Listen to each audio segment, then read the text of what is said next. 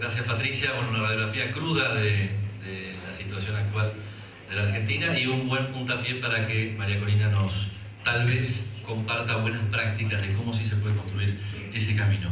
María Corina Machado es ingeniero industrial egresada de la Universidad Católica Andrés Bello, calificando como la primera en su promoción, diplomada en finanzas en el Instituto de Estudios Superiores de Administración, IESA, en Caracas, nuevamente destacada como la primera en su promoción, cofundadora de la Fundación Atenea, Centro para el Cuidado y Rehabilitación de Niños Huérfanos y Jóvenes Abandonados. En 2002 fue cofundadora de Sumate, la principal organización no gubernamental veedora de la transparencia electoral y dedicada a la promoción y defensa de los derechos políticos de los ciudadanos.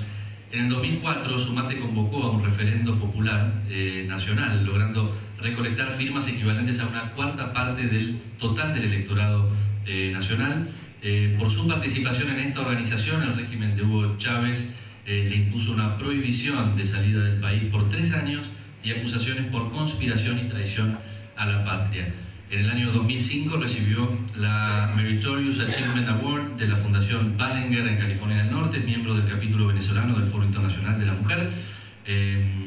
Actualmente es diputada ante la Asamblea Nacional por el Estado de Miranda, es coordinadora del Grupo Parlamentario Independiente y miembro del Comité de Política Interior. Se desempeñó como directora nacional de los movimientos sectoriales del Comando Venezuela, unidad de apoyo del candidato de la oposición Enrique Capriles Rador.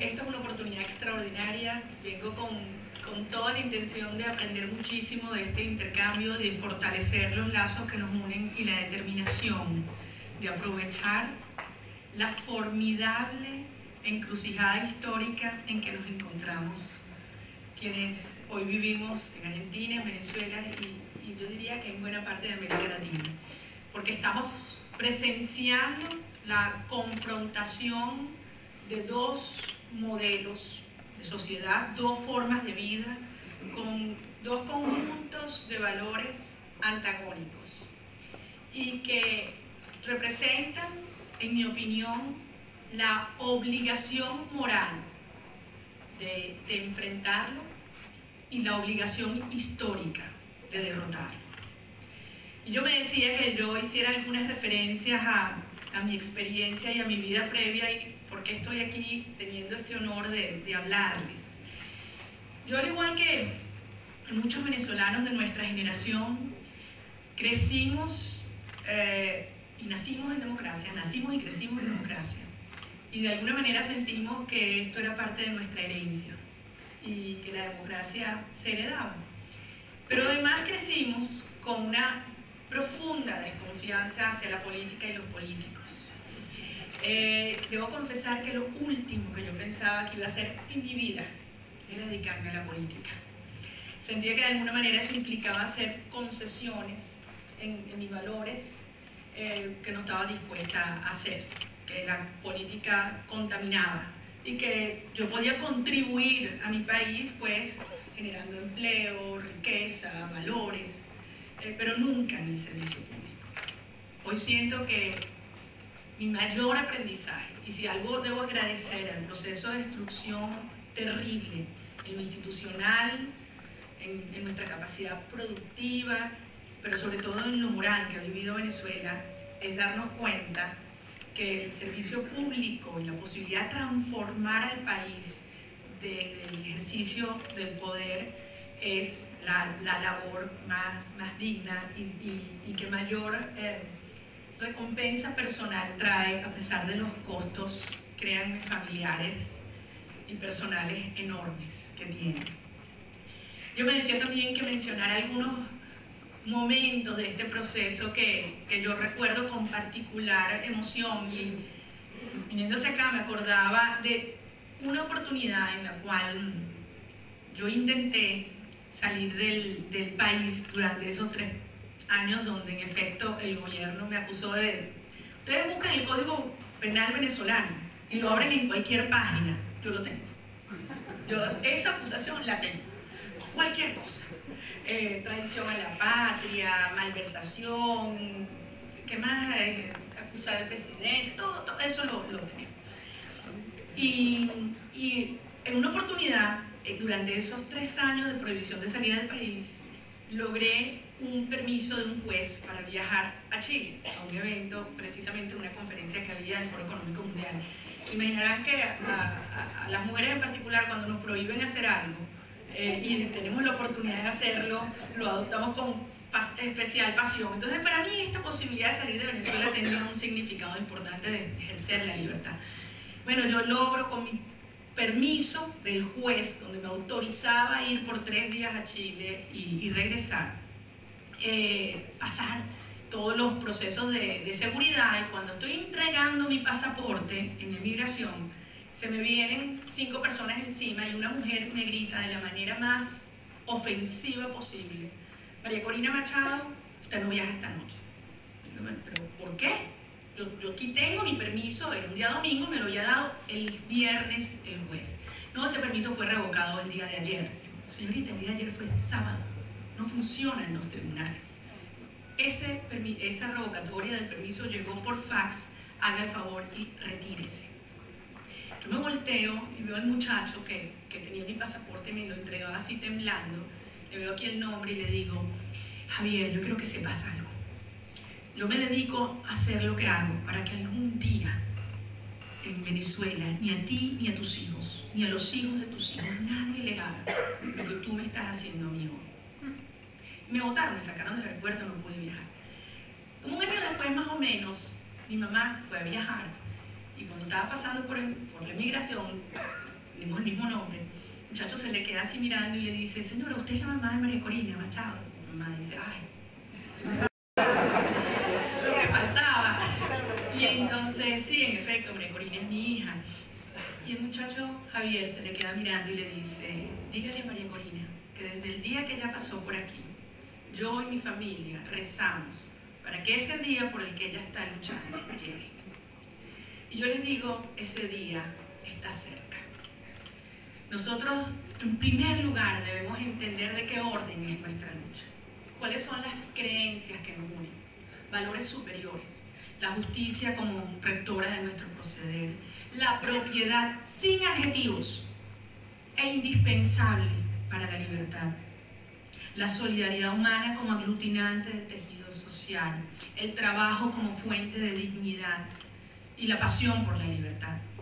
Eso es lo que nos une, lo que nos hace poner a un lado diferencias que podamos tener de aproximación, de estrategia, y asumir esta causa con todos los costos que puede involucrar en el corto plazo, pero con la satisfacción de que efectivamente estamos transformando y cambiando la historia de nuestras sociedades.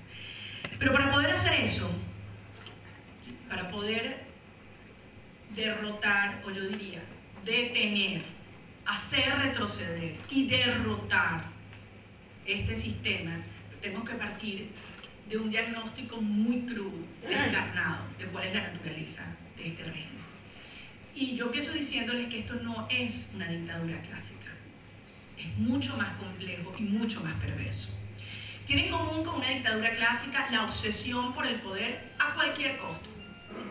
Concentrar más y más poder de manera indefinida. Se diferencia, obviamente, en la fachada democrática. El hecho de que vivimos en un mundo globalizado obliga a que incluso los regímenes más oprobiosos de nuestro tiempo tengan que cumplir ciertas formas para poder mantener relaciones comerciales o relaciones políticas diversas con países alrededor del mundo. Y eso hace que se genere o haya aparecido un nuevo tipo de régimen o de modelo que yo califico y me gusta llamar como neodictaduras. Y tienen una serie de elementos comunes. Yo voy a referirme a Venezuela, cualquier parecido con la realidad ustedes sacarán sus propias conclusiones.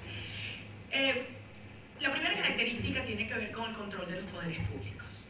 Y generalmente estos regímenes que llegan por vía electoral necesitan tiempo. Entonces, muy necesario cambiar la Constitución para poder tener un periodo más largo del ejercicio presidencial para comenzar a, basada en la legitimidad obtenida por la elección, comenzar a adaptar la legalidad a los fines de estos modelos. Y que empiezan a cambiar todas las leyes. El control del sistema judicial, por lo tanto, es fundamental, y en Venezuela comenzó el día 1 de la llegada de Hugo Chávez al poder. Por darles un indicador que uso con frecuencia, cuando Hugo Chávez llegó en el año 1999 a la primera magistratura de Venezuela, existían alrededor de 2.000 jueces en las salas, tribunales de nuestro país. 10 años después, un estudio independiente que se hizo demostraba que de esos más de 2.000 jueces, ¿saben cuántos quedaban en sus cargos? Esas mismas personas. Uno de ustedes vio, ya. Era para ver si lo habían visto, era para ver cuántos habían escuchado los padres. En efecto, menos de 20. Y eso se aplica, por supuesto, también al control institucional que hicieron del Parlamento, reduciendo de un Congreso bicameral a una Asamblea unicameral, donde hemos tenido 4 periodos de leyes habilitantes, donde se le ha delegado ampliamente la función legislativa en el presidente de la República y donde tenemos 233 decretos leyes hoy en día en Venezuela. Representa el 35% de la producción de leyes que en estos 14 años ha producido la Asamblea por las cámaras funcionando. Puedo hablar de otros poderes, pero quiero seguir. Entonces, la primera característica es el control de los poderes. La segunda es la confrontación, la división del país y la violencia, y el uso de la violencia. Es doloroso, es trágico ver la insistencia en crear divisiones de orden racial, de orden económico, generacional, religioso. Ver cómo se pasaba una ley en contra de la discriminación racial en el Parlamento, donde nos prohíbe utilizar la palabra negro. Y tenemos que utilizar términos como afrodescendiente a un país donde todos tenemos un hijo negro. Y yo tengo un hijo pelirrojo y un hijo negro. Y a mi hijo negro le digo mi negrito querido, o como ustedes se podrán imaginar que calificamos los venezolanos. Es decir, un país donde no había existido este tipo de división racial, religiosa, de clase, y cómo se ha intentado sembrar esta confrontación, acompañado con el uso de la violencia como un mecanismo de control social. Cuando Hugo Chávez llegó al poder ya teníamos niveles de violencia importantes, estábamos hablando de unos 4.000 homicidios al año, estamos ya por encima de los 20.000. Es decir, Venezuela es un país con índices de muertes y homicidios peor que cualquier nación en guerra. Y la violencia tiene varios efectos. En relación a la clase media, logra la emigración o la inhibición. La gente se encierra, no actúa, no protesta. Y estos efectos, por supuesto, también permean a otros sectores sociales que no pueden salir de su casa antes de las 6 de la mañana ni llegar después de las 5 de la tarde, si quieren preservar su vida.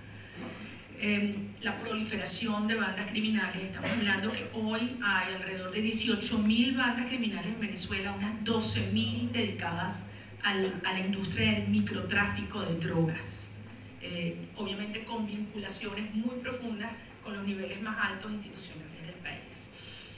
La tercera rasgo, característica que quiero hacer mención, Patricia la llamó de una manera un poco más sofisticada, pero para mí populismo puro, y con la intención de provocar una profunda dependencia de los venezolanos en el gobierno, en el Estado. Yo lo digo de esta manera. Hay gente que dice que Chávez quiere a los pobres, y yo contesto, sí, los quiere pobres. Nos necesita pobres para poder ejercer un chantaje político y económico, un control profundo, transaccional, pero además profundamente humillante del ser humano. Y en eso se enmarcan, obviamente, acciones que más adelante voy a hablar dentro del control de la economía. Esto se justifica con un concepto perverso que llaman el poder comunal, el cual no existe en nuestra Constitución. Y el poder comunal descrito en la Ley Orgánica del Poder Popular, en su artículo 8, dice explícitamente que la soberanía no reside en el sufragio, sino en la organización de grupos humanos que se agrupan, que se organizan a los efectos de definir el avance y el control de la sociedad. literalmente dice no reside en el sufragio, se ejerce a través de la organización de grupos humanos y se expresa con las ideas de comunas, de consejos comunales, de consejos de trabajadores, de consejos estudiantiles, de consejos campesinos, que destruye toda la organización y lo que ellos llaman la pulverización, y estoy citando el plan de gobierno de Hugo Chávez, pulverizar el Estado burgués. Consejos municipales, alcaldes, gobernadores y sí, la Asamblea Nacional. Todo esto es una expresión del Estado burgués.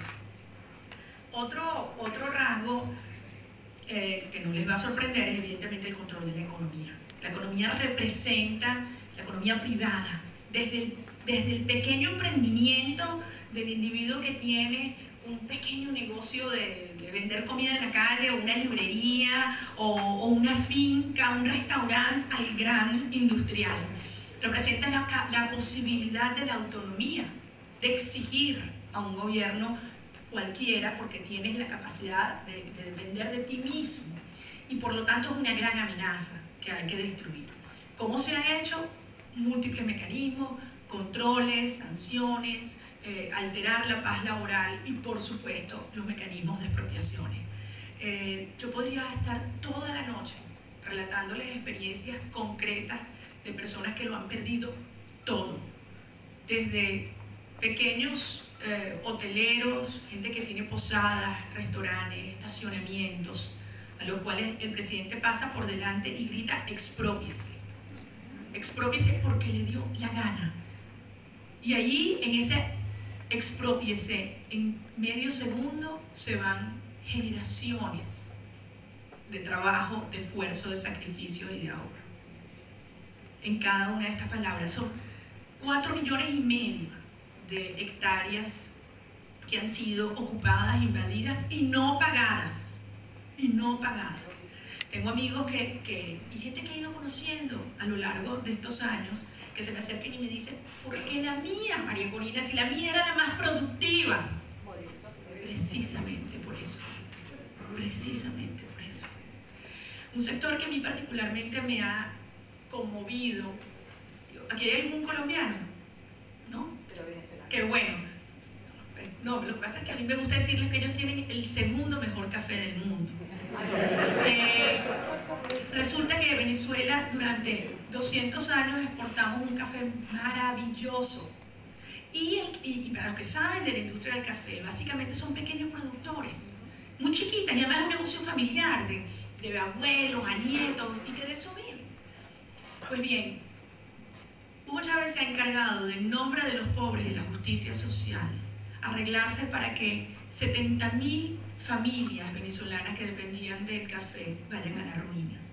Les ha controlado, mientras el precio de producción del quintal está alrededor de los 1.000 bolívares, el precio de venta controlado es a 600, pero importa café de Nicaragua a 1.400. Entonces, eso no es un mal cálculo económico, eso es una vocación clara e intencional de destruir la propiedad privada y la iniciativa individual de los más pobres, de los más pobres. Otro elemento que no puedo dejar de mencionar, por supuesto, es el tema de la domesticación de los medios de comunicación. A diferencia de las dictaduras clásicas que simplemente cierran los medios, estos regímenes necesitan medios abiertos, pero eso sí, que se porten bien. Entonces, aquellos medios que no son grandes amenazas pueden existir, y es más, si son muy beligerantes, mejor, para que vean cómo hay personas que efectivamente critican arduamente al presidente. Pero el mecanismo que utilizan para asegurarse que no pasen de la raya es la autocensura. Y para eso hay que dar ejemplos. Y comienza desde una ley terrible en materia de telecomunicaciones que impone multas, espacios obligatorios de difusión de mensajes oficiales, hasta la compra con testaferros de medios, la creación de medios comunitarios que invaden los espacios de los medios privados independientes, y por supuesto el cierre de algunos medios. Reconozco que esto es un tema profundamente sensible y probablemente podemos hablar de una sesión de preguntas aquí, pero mucha gente no creía que Chávez iba a atrever a cerrar Radio Caracas Televisión. la empresa más antigua y de mayor penetración popular de la televisión venezolana. Y lo hizo. ¿Pagó un costo político alto? Sin duda. Creemos que gracias al cierre de Radio Caracas se activó el movimiento estudiantil y ganamos la reforma, o sea, impedimos el avance de la reforma constitucional en el 2007. Pero hoy no tenemos Radio Caracas Televisión, lo cual hubiese sido decisivo en los últimos procesos electorales que hemos vivido. Y finalmente, los dos últimos elementos que quiero mencionar. Uno es la globalización. Yo no sé cómo ocurre, con qué frecuencia ustedes tienen que escucharlo aquí, pero no hay persona que yo conozca que arremeta con mayor virulencia contra la globalización, culpable de todos los males en el universo, pero que además la utilice también en su provecho, porque esta gente se organiza, intercambian tecnología, aprenden unos de otros y realizan transacciones ganar-ganar simbióticas muy evidentes. Por ejemplo, el presidente Chávez, al entrar a Mercosur, a UNASUR, incluso habiendo decidido salirse de la Corte Interamericana de Derechos Humanos, lo cual es totalmente contrario a los requisitos de pertenencia a Mercosur, recibe legitimidad, pero eso no es gratis, y ustedes lo saben. Y eso ocurre, por supuesto, con otros amigos alrededor del mundo. Y el último elemento, porque todo este control institucional evidentemente lleva a una pérdida en la legitimidad de desempeño. Entonces busca compensarse con legitimidad de origen. Y para eso las elecciones son muy útiles. Y hay gente que fuera de Venezuela me dice, pero ¿cómo que ustedes no viven en democracia? Si ustedes tienen elecciones cada año, ¿no? Pero, corrijo, tenemos elección y media por año. Nosotros hemos tenido 20 elecciones en los últimos 14 años. Y la elección termina siendo un elemento y un mecanismo de legitimación poderosísimo, dentro y fuera del país. Pero no debemos olvidar lo que dijo una vez Fidel Castro en Margarita. Dijo, las revoluciones solo hacen elecciones cuando están seguros que las van a ganar. Y vaya que se aseguren. Y es el punto crucial que yo quisiera abordar, dado el proceso que acabamos de vivir y como aprendizaje de los procesos que tenemos por delante. En Venezuela, el diseño del sistema electoral ha sido llevado adelante de una manera sofisticada, impecable y muy efectiva. Para mí tiene tres grandes pilares. El primero es el uso de todo el poder del Estado. Cuando hablamos de todo el poder del Estado es desde, por supuesto, el presidente de la República, violando lo establecido en nuestra Constitución, que le prohíbe utilizar recursos públicos o su figura para actos proselitistas, y llegando hasta la última ambulancia en el pueblo más pequeño de Venezuela. Yo lo he visto con mis propios ojos.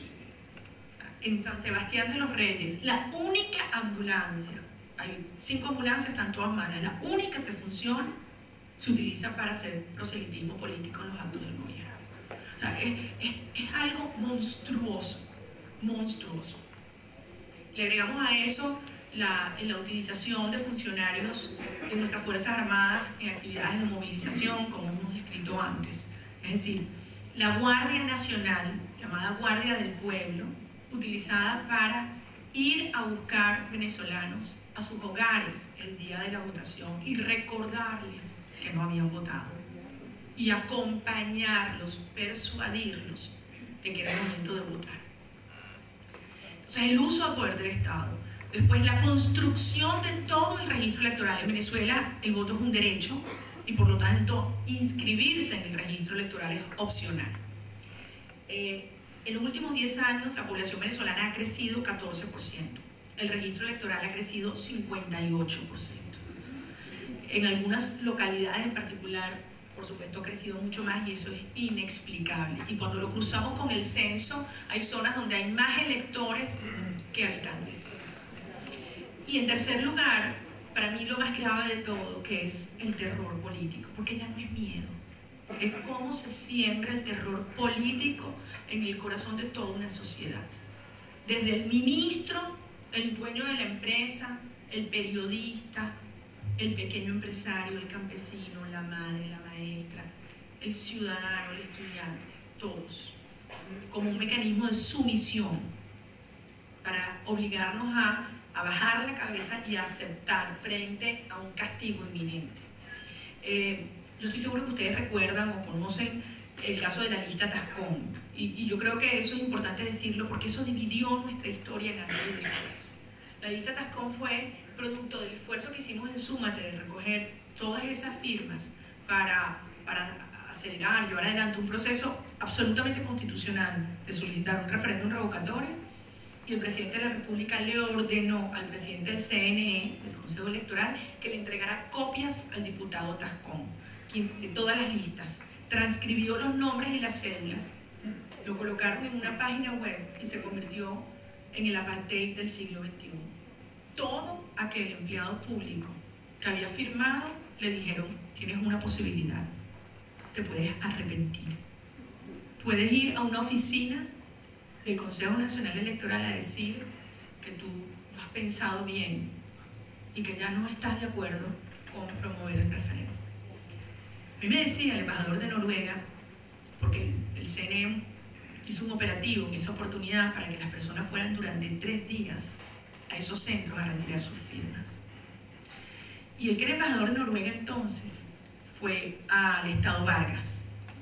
Me contaba que vio bajar un muchacho del centro donde había retirado sus firmas, de un centro sumamente humilde, y se ha encontrado al hombre bañado en lágrimas. Y le dijo: usted es observador internacional, ¿verdad? Usted habla inglés, le decía. Dígale al mundo que yo tuve que escoger entre alimentar a mis hijos o verme a los ojos en el espejo. Y escogí alimentar a mis hijos. De modo que es un esquema verdaderamente perverso en términos del control que va sembrando sobre la sociedad. Y si le acompañamos a eso el tener el sistema de automatización más avanzado del mundo, donde no solamente a la hora de ir a votar, los venezolanos ahora tenemos que poner nuestra huella dactilar colocada, conectada por un cable a una máquina de votación. Ustedes dirán cuántos venezolanos sienten que con este efecto de votar en contra ellos pueden verse nuevamente perjudicados, y 4 de cada 10 venezolanos piensan que el voto no es secreto. Los técnicos te dicen sí lo es, y yo digo eso es irrelevante, es un tema de percepciones. Entonces, aquellos que han dicho que las elecciones en Venezuela son limpias, libres y justas, digo que no hay peor ciego que el que no quiere oír. De modo que frente a esto, ¿qué nos queda? Frente a una nueva forma de sumisión, se requiere una nueva forma de rebelión, de lucha, de organización. Estos sistemas neodictatoriales son perversos porque generan tensiones naturales en las fuerzas democráticas de cómo los enfrento. Si son democráticos, por las vías democráticas, elecciones, pero es que son dictaduras, entonces nos vamos a la resistencia. ¿Qué hacemos? Nuestro aprendizaje es ambas. Vamos a participar para desnudar por la vía electoral la perversión del sistema, luchando y denunciando todos los obstáculos. Pero tenemos que asegurarnos que hay la presión ciudadana en la calle y no hacer una sola concesión. Cuando hemos salido a la calle en Venezuela, los hemos hecho retroceder. Pero tenemos que constituir una verdadera amenaza creíble de que hay vinculación entre la gente y el liderazgo. Y eso en muchos casos ha fallado. Nuestra conducción y dirección política para mostrar una ruta efectiva, pragmáticamente efectiva desde la perspectiva política, pero coherente en el plano ético, en el plano moral. Por eso yo les digo que hoy podemos hablar más adelante quizás de algunos aprendizajes específicos. En primer lugar, entender que esta es una lucha que requiere valor y valores. Y valor para tener la audacia de defender las ideas en las que creemos, para desafiar los fundamentos ideológicos que nos están planteando, para plantearle a Venezuela sin duda en Argentina, un modelo de desarrollo distinto al que hemos tenido, al que tenemos ahora, con valentía. Que la forma de derrotar el populismo no es con más populismo, sino con una forma de sociedad y de superación, mi modo de ver, autónoma y libre y por lo tanto superior. Y eso requiere gran audacia y gran valentía. Poder decir la verdad, por dura que sea, para generar auténtica confianza en una sociedad fragmentada y descreída en todo y en todos. La labor pedagógica del servidor público y del dirigente político, darle sentido a esta lucha. Hacerlo, sí, unidos, pero con una noción de unidad, no solamente por el propósito electoral, sino con una visión, una convicción que trasciende estas luchas. Y eso no es solamente la unidad de los partidos, sino poder incorporar otros sectores fundamentales en la vida de una sociedad que están siendo aniquilados: trabajadores, estudiantes, campesinos, empresarios. Y finalmente, yo les diría, yo creo que nuestra gran lección es que la democracia y la libertad, como creíamos, no se hereda. La libertad se conquista cada día por cada generación. Nosotros lo hemos aprendido con un alto costo personal y social, pero eso nos va a hacer que la vayamos a cuidar y a proteger para que nunca jamás una generación futura tenga que enfrentar el dolor que hoy vivimos y tengamos el día de mañana la satisfacción de haber cambiado la historia de nuestras naciones. Muchísimas gracias.